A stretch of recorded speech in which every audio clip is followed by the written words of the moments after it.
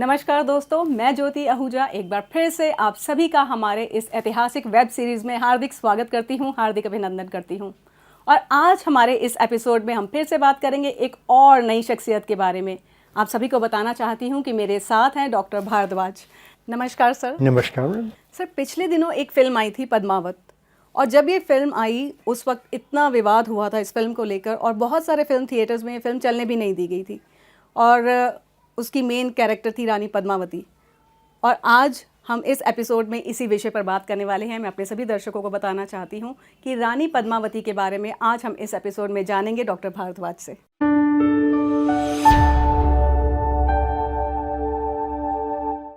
राजपूतों को कुछ अपनी शान के खिलाफ कोई बात लगी होगी, इस फिल्म का उन्होंने विरोध करना शुरू कर दिया था। वैसे इसमें कोई ऐसी बात नहीं थी जिसका वे विरोध करते। दरअसल जो विवाद जो होते हैं वो तो भारतीय समाज की एक फितरत बन चुकी है। किसी मुसलमान के ऊपर कोई चीज़ बन जाए तो विवाद हो जाता है, किसी हिंदू के उस पर हो जाए तो विवाद हो जाते हैं। नाक लंबी है हम भारतीयों की। रहा सवाल रानी पद्मिनी का, पद्मिनी जी चित्तौड़ की महारानी थी, राजपूत कन्या थी। राजपूत के हैं वो विवाहित होकर आई थी। इनके पिताजी का नाम राजा गंधर्व था और महाराणा रतन सेन के साथ इनका विवाह हुआ था। एक महाकाव्य की रचना की थी। जैस एक गांव है उत्तर प्रदेश में, वहाँ के कवि हुए मगधी भाषा के मलिक मोहम्मद जैसी। उन्होंने पद्मावत नाम का एक महाकाव्य तैयार किया था जो रानी पद्मिनी और राजा रतन सेन के और खिलजी, एक खिलजी मुस्लिम शासक था दिल्ली का, इन तीनों के ऊपर मतलब वो महाकाव्य तैयार हुआ था। ये थोड़ी सी कंफ्यूजन है कि रानी पद्मिनी और रानी पद्मावती क्या एक ही? दोनों एक ही हैं। जयसी ने अपने जिस ग्रंथ का नाम रखा वो पद्मावत है, ऐतिहासिक नाम रानी पद्मिनी है। काफ़ी सुंदर थी। अलाउद्दीन भी पद्मिनी को चाहता था। उसने संदेश भेजा रतन सेन को कि रानी को हमें सौंप दो। अब इस चीज़ को तो कोई भी स्वीकार नहीं करेगा। महाराणा ने इस चीज़ प्रस्ताव को ठुकरा दिया। इधर महाराणा के दरबार में एक गायक था, उसका नाम था राघव चेतक। वो तांत्रिक भी था। न जाने उसकी क्या मंशा थी, क्या उसने राणा के ऊपर ही कोई तंत्र, कोई काला जादू कर दिया। जो रानी पद्मावती के पति थे? हाँ, उसके ऊपर बाई चांस वो भेद खुल गया।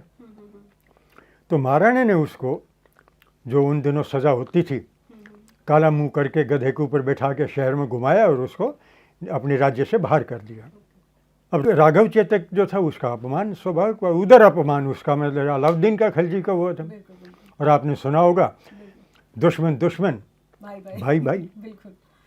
राघव चेतक जो था उसे पता था कि खिलजी जो है महरौली के जो वन है जहाँ आजकल महरौली है, वहाँ बड़ा घना वन होता था।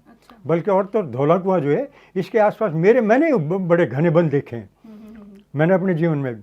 ये जो जहाँ धौला कुआं बना है बड़ी बड़ी पहाड़ियाँ थी, बेर खाने आया करते थे यहाँ, तो वो शिकार करने आया करता था खिलजी महरौली के। राघव जो था वो अच्छा संगीतज्ञ था, बांसुरी बहुत अच्छी बजाया करता था। वो आके महरौली के क्षेत्र में अपनी बांसुरी बजाने लग गया कि किसी दिन तो मेरे ऊपर नज़र पड़ेगी उसके खिलजी की। और वो उसके भाग्य से एक दिन मतलब उनकी मुलाकात होगी। उसने कहा कि आप हमारे दरबार में रहो। मतलब मैं क्या मेरा क्या करोगे? आपके लिए तो एक और कोहिनूर है पद्मिनी। अब पद्मिनी से पहले ही मतलब वो पागल हुआ था। तो अब ये दो दुश्मन रतन सेन के और पद्मिनी के इकट्ठे हो गए। इससे खिलजी को और ज़्यादा बल मिला और उसने कहा कि चलो हमें आमने सामने नहीं तो किसी तरह से हम तो बहन के तौर पे देखना चाहते हैं, हम पद्मिनी को देखना चाहते हैं। रतन सेन ने ये भी ठुकरा दिया और पद्मिनी जी को भी बुरा लगा, लेकिन पद्मिनी बहुत ही बुद्धिमती थी। उन्होंने कहा कि देखिए कई बार हम उनकी विनती ठुकरा चुके हैं, ऐसी व्यवस्था की जाए कि मैं शीशे के सामने खड़ी होंगी, उसका अक्स जो है वो किसी दूसरे शीशे पे पड़े उसका अक्स किसी दूसरे शीशे पर पड़े और अलाउद्दीन वहाँ मुझे देख ले। अच्छा। राणा ने भी सोचा कि चलो अगर जहमत इसी तरह से ख़त्म हो जाती तो चलो यही से। खिलजी के पास ये प्रस्ताव भेजा गया, उसने वो स्वीकार कर लिया, क्योंकि वो तो कुछ षड्यंत्र रचे रहे थे। लेकिन रानी और रतन सेन जो थे वो उससे नावाकिफ थे, उस षड्यंत्र से। जब महल में वो देख के वापस जा रहे थे तो रतन सेन का, जैसे कि एक अतिथि का हम सत्कार करते हैं भारतीय लोग, रतन सेन उनको छावनी तक उनको छोड़ने गए। वहाँ उन्होंने रतन सेन को गिरफ्तार कर लिया। जब ये संदेश पहुँचा पद्मिनी जी के पास तो स्वाभाविक उनको दुख होना ही था, क्रोध भी आया। अलाउद्दीन के पास उन्होंने संदेश भेजा कि ठीक है, हमें आपका प्रस्ताव स्वीकार है, हम आएंगे, लेकिन हम अपनी 150 के आसपास जो हमारी बांदियाँ हैं और जो मतलब छोटी रानियाँ हैं उनको सबको हम साथ लेके आएंगे। अलाउद्दीन और खुश हो गया। महारानी पद्मिनी के दो बहुत ही वफादार सैनिक थे, उनका नाम था गोरा बादल।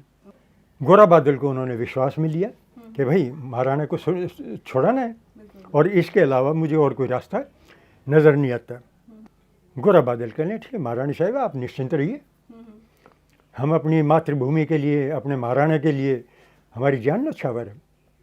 तो गोरा बादल दोनों के दोनों उनके जो डोलियाँ थी उनके रक्षक बन के, और डोलियों में जो अच्छे से अच्छे योद्धा थे उनको सबको स्त्री वेश में डोलियों में, हाँ, डोलियों में बैठा के और मतलब वो रवाना हो गए। वहाँ छावनी में देखा कि रानी आ रही है डोली में, वो भी लापरवाह हो गए। जैसे ही छावनी के पास पहुँचे तो ये सारे अपने तलवारें ले के उनके ऊपर टूट पड़े। जी, जो स्त्रियां बन के आई थी वो सारे हाँ, सैनिक थे। अच्छी मारकाट हुई। अच्छा, इधर जो गोरा जो था वो युद्ध होते होते शहीद हो गया वहीं। अच्छा। लेकिन बादल जो था वो महाराणा को वहाँ से मुक्त करा के और सुरक्षित महल में ले आया, चित्तौड़गढ़ फोर्ट में। रानी साहिबा को बड़ी संतुष्टि हुई। अपने एक वीर योद्धा को खोने का भी उसे दुख हुआ। उनकी याद में उन्होंने तमगे जारी किए थे। और ये मैंने ये भी सुना है कि रानी पद्मावती खुद नहीं गई थी वहाँ पर। हाँ, छावनी में खुद नहीं गई थी। वो सारे सैनिक भेजे थे, उनमें एक भी स्त्री नहीं थी। अच्छा। सारे सैनिक थे। देखिए जैसे चालबाजी उसने की वैसे उन्होंने चालबाजी, कूटनीति है, राज्य की कूटनीति है। मैंने बताया ना कि रानी पद्मिनी बहुत ही बुद्धिमती थी। अब जब वो छुड़ा ले गए और इसके काफ़ी सैनिकों की हत्या हो गई तो खिलजी और बौखला गया। उसने सारे के सारे चित्तौड़गढ़ जो था उसका घेरा डाल दिया।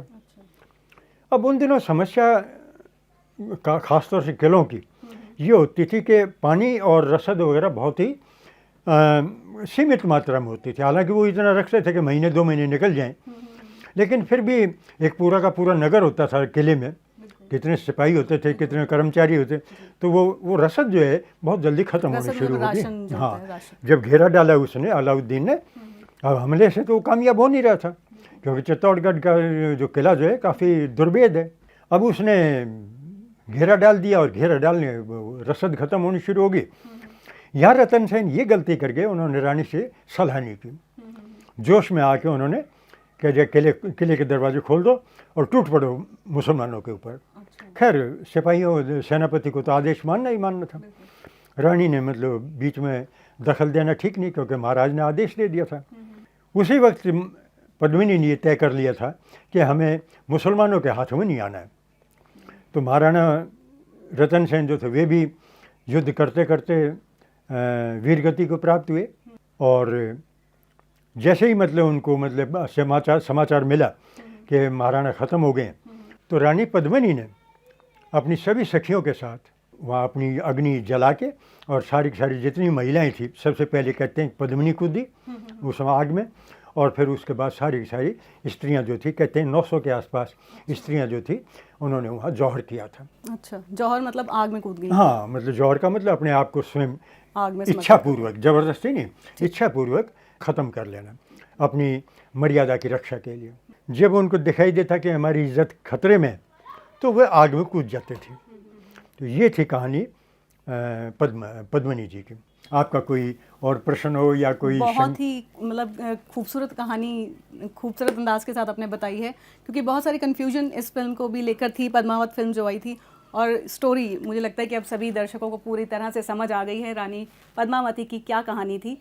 और सर एक बार फिर से आपका बहुत बहुत शुक्रिया कि आपने इतनी ज्ञानवर्धक तरीके से हमें ये सारी बात बताई है। Thank you so much. स्वागत है। और मुझे पूरा यकीन है कि हमारे दर्शकों को भी ये एपिसोड बहुत पसंद आया होगा। और अगर आपको हमारा ये एपिसोड पसंद आया है तो लाइक करना ना भूलें। और अगर फिर भी कोई शंका या सुझाव आप देना चाहें तो हमारे कमेंट बॉक्स में ज़रूर जाएं और हमारे चैनल को सब्सक्राइब करना ना भूलें। अगले हफ्ते फिर से मुलाकात होगी एक नई शख्सियत के साथ। एक नई शख्सियत को जानेंगे हम सभी। Till then, good bye.